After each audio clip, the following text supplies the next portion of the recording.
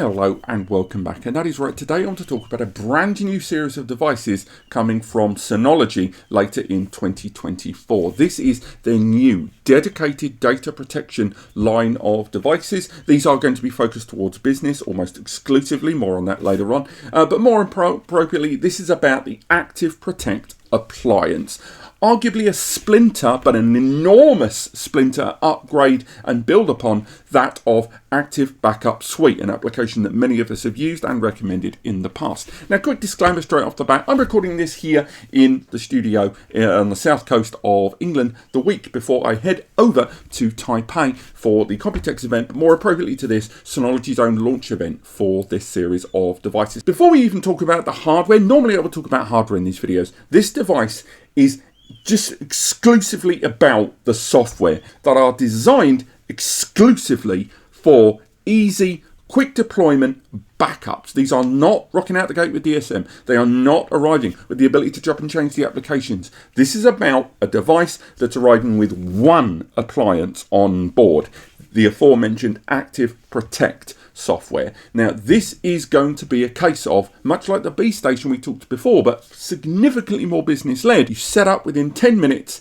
and you are good to go. This is for backing up your desktop client, PC and Mac system. These are for backing up your virtual machine appliances out there, your SaaS, software as a service platforms there, your file servers and more. This is about multi-site backup. Now, a number of you that have already been using Synology NASes before will say, well, you just described the Synology NAS with Active Backup Suite on it, and you're right to say that. However, chances are a lot of users in the business sector need a system admin to understand it. I think it would be fair to say from a lot of us that it's not, although Synology is the user-friendly end of the market when it comes to NAS, it's still not that user-friendly. And the idea is that Synology have clearly looked at this, looked at quick setup, actual out-the-box turnkey solution architecture and gone, do you know what? We need a dedicated backup appliance. But let's go through what exactly ActiveProtect can do and why exactly Synology feel that this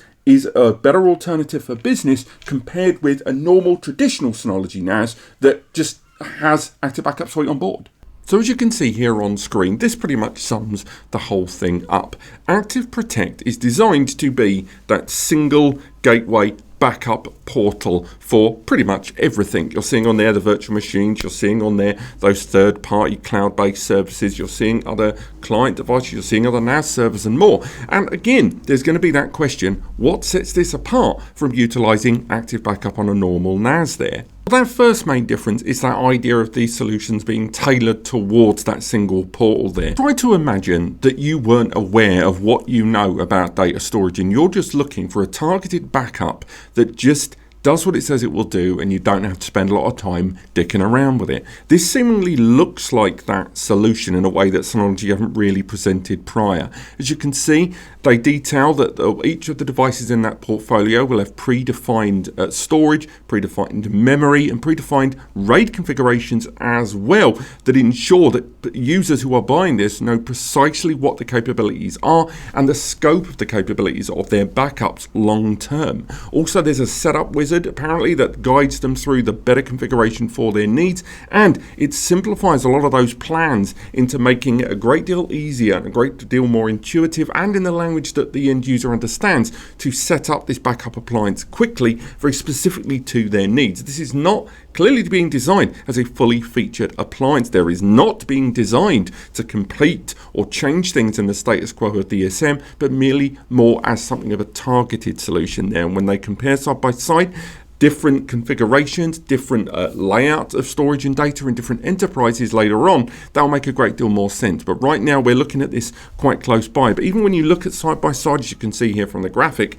what exactly a normal a kind of open-ended backup solution would present, try to look at it in the frame of mind that you don't know how to do these things. You're not already an established Synology or even third-party NAS owner, and you are someone coming at data storage who doesn't want to spend time learning about networking or storage terminology, the configuration and setup. You want something that you are probably prepared to pay extra for, that just does what it does and you never have to think about it again. Now, some features in it are clearly just exactly the same things that we saw in Active Backup Suite, Active Backup for Business, etc., etc. Things like incremental backups. We know incremental backups has been available on Synology's platform for a long time, and for those that aren't aware, incremental backups means you've got your big first time backup, and then afterwards it doesn't back up everything every single time. It'll actually just add to that existing pile and any modifications. We know that Synology offer this on a bunch of their platforms. The same goes with deduplication, something that's been universally available in Active Backup Suite and other applications for a while. But this idea in the middle that you can change the storage tier allocation with the SSD cache is something that's quite interesting and intriguing there, but I'm interested to see how exactly the end user can do that in a user-friendly fashion. But more interestingly is this idea of global deduplication across multiple sites. This intrigues me a lot, because deduplication, when you're backing up from multiple Windows PCs in a local area environment where there's a lot of OS or common files to the business where there's going to be duplicates that you don't want to use up a lot of space, I get that. But that global multi-site and cross-site deduplication is really appealing to me, because I like this idea of a huge multi-site operation for an enterprise or business where, you know, effectively doubles, quadruples and more, all of that extra crossover data, something that normally you wouldn't be able to stay on top of in terms of deduplication, is something that's being afforded, according to Synology, in ActiveProtect. Extensions of existing protection policies that already exist in other Synology appliances are available here, such as immutable backups, write once, read many for many of us, but ultimately meaning that the data traveling onto the system can be protected from any kind of modification for a long time. Let's face it, lots of things that will protect you from, but predominantly your enemy and mine, ransomware. And luckily that is roped in, if you choose to, with those backups. Then you've got practices for isolating different areas of the backup chain with air gaps there, with customization options, which, if it does play out in the way that it looks like it would be very useful to a business user that just wants plain English in order to do this. The same goes for restoration policies built into ActiveProtect, which are not dissimilar, of course, to that of Synology's Active Backup Suite. So again, whether you want to restore a backup to the cloud, restore a backup to another offsite system, then you've got file folder object level backup restoration, bare metal, instant recovery of your cloud services, and even run them locally. Now, when it comes to file restoration and recovery, when you need to obtain those backups, that obviously for a lot of business users right now, that's one of the motivating factors above all others to move away from cloud services, because even if cloud services might effectively work out cheaper in the short term, restoration of data and the scale of that data, cloud companies are charging so much money for businesses to download the data from the cloud to make a restore, and the bigger the data, the more it's going to cost. Now, that's going to be one of these motivating factors here, and alongside the data that's been sent to the system being protected with all of the processes and practices we talked about so far, immutably and protected in numerous ways. On top of that, when it comes to the restoration, there is not only checks for consistencies all the way through on those backups. Again, when they were written up, you're using ECC memory on these systems and BTRFS checksums throughout. But on top of that, during the restoration, you can restore to a virtual machine. You can restore to another NAS system. You can restore object file folder level stuff as well. Restore to bare metal, to a replacement system too. This idea of the recovery drill, they don't go into a lot of detail, at least that I know now. And if I know more, I'll insert it into the video after this. But I do like this recovery drill option, which obviously just means to restore the backup into a virtual area, so you can actually see the depth of it and what it would be like and what you would see in that backup if you were to restore it. Obviously, it's going to be very system power led, and how much you can utilize that, I'm not sure. And how it is deployed, whether it is just a single VM window from within ActiveProtect, it's hard to say right now. But still, it's nice to have that option where you don't have to wait for everything to go wrong to find out what exactly restoration would look like. And finally, we can talk about the user interface of ActiveProtect itself. This is the ActiveProtect Manager, as you can see here on screen, and it looks like arguably a slightly busier version of ActiveProtect Suite. You've got the options there on the left-hand side of the screen to back up all of your different client platforms onto the system. The option to have a complete overview, not unlike Active Insight, to see the overview of your entire system makeup and the backup operations running to the system. Configuration options on the left-hand side of the screen there for configuring your different backup plans if you need to change between them, as well as go through the logs and the backups that have taken place, and if anything has gone wrong to let you know. You can run the scheduling there, push for certain backups on certain client platforms from the looks of things, and we will break down into the active processes. You can see an enormous list here of all of these different processes targeting towards a single ActiveProtect target. Again, there's a lot of similarity here to users that are already utilizing to ActiveProtect Suite. If you're utilizing that, there's not going to be a vast amount new here to you, because this really just feels like a rejig of ActiveProtect on the basis of DSM's file and immutable protection internally, and everything that's rolled in with it with support of ECC on certain NASs, BTRFS and more. But what they've done is, rather than give you the file, folder, object storage ability to install all of the apps and ActiveProtect Suite, they've merged most of that into the Active Protection there, ActiveProtect user interface, and all of the back-end DSM file and storage management stuff being implicitly stored within this app, actionable via those different protection plans there, with a little bit of VM there on the background to deploy images when you need to assess your backups. And this does also afford you the ability to monitor multiple different devices. Unsurprisingly, as mentioned earlier on, this clearly is designed for larger scale businesses, and almost certainly with different DP systems being deployed at each location, presumably all feeding into a central DP system if all they want is the backup software and the backup platform for all of their services, with different protection plans being usable and deployable on individual client systems, all of which can be controlled and managed here from this single interface.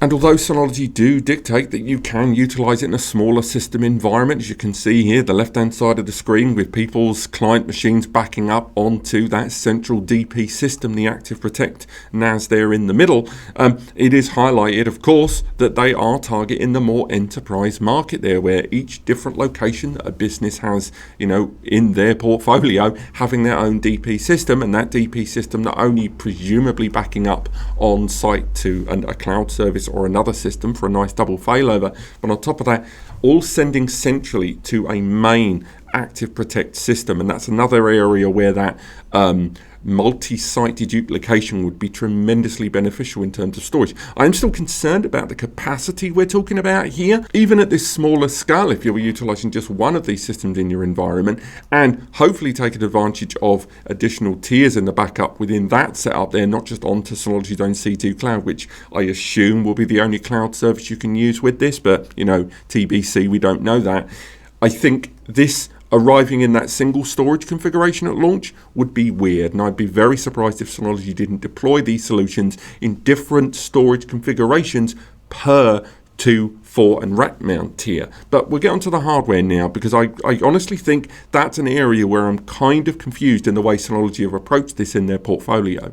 And so we discuss the hardware, because this is where I think a lot of users are probably not going to be as bowled over. Again, this comes down to people that are well aware of the Synology portfolio already and DSM and those apps, and those on an enterprise sector that are going to be moving into a Synology solution who maybe aren't aware of the full spectrum of what Synology have in their portfolio. What do I mean? Well, currently the DP solutions look like they are going to be rolling out in 3 different rack mount configurations, powered by AMD EPYC controllers, CPUs.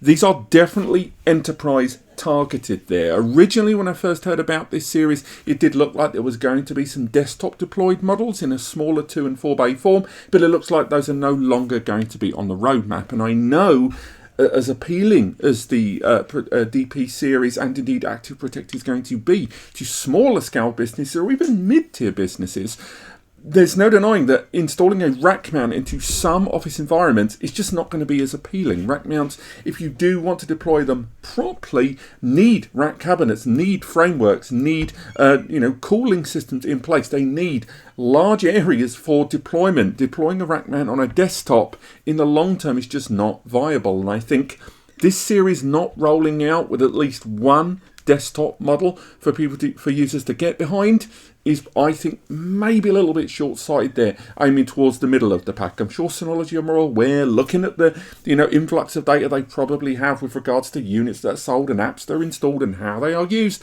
But there's no denying that I think there is going to be a contingent of mid-tier users that want this simplified 10-minute backup, who, for them, a rack mount deployment is just not going to be that appealing. One of the systems that I heard about earliest was one that was rocking out with 12 bays, and only 10 of those bays were fully populated with 20 TB drives, with the other 2 bays populated with 4 TB SATA SSDs, because this rack mount didn't have M2 slots. Now, again, these are going to be pre-populated with Synology drives, which for the enterprise sector probably makes a lot more sense, because you are looking at straight up on the counter, ready to go deployed solutions that do exactly what they say on the tin. But I think the hardware that we're talking about here in this DP series with ActiveProtect is definitely moving more and more towards that hyperscale, more towards the unified storage cloud, and that mid-tier are probably going to come away from this whole announcement of this feeling just a little bit overlooked. Now, none of this is to say that Synology's, turning their back on DSM. Clearly, they know they've got a good thing with DSM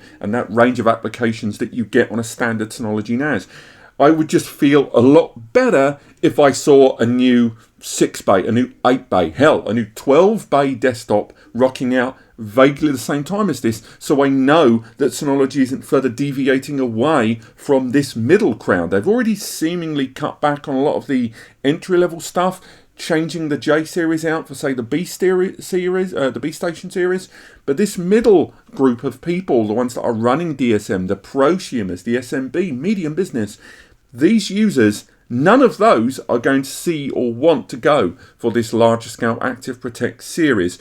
And I'm just worried about what Synology is doing, moving further and further towards enterprise. We're already going to talk in another video soon, talking more about some surveillance moves and indeed the GS series on some follow-up videos coming very soon. But for now, I do like what I'm seeing here on ActiveProtect, and I do know and believe strongly, I dare I add to, that there is, I hate seagulls, a market for this product. I think it should exist, and I think they're doing the right thing by diversifying the portfolio towards it, but not at the expense of the middle, and that's what concerns me just a tiny bit. And I just want more input from Synology there, or more likely output for end users, to show me that that middle ground continues to be supported long term in terms of its future deployments. But what do you guys think? Maybe you are a system admin, an installer, maybe hell, a previous Synology partner who are looking at deploying a new Synology solution that's quick to deploy and does what it says on the tin,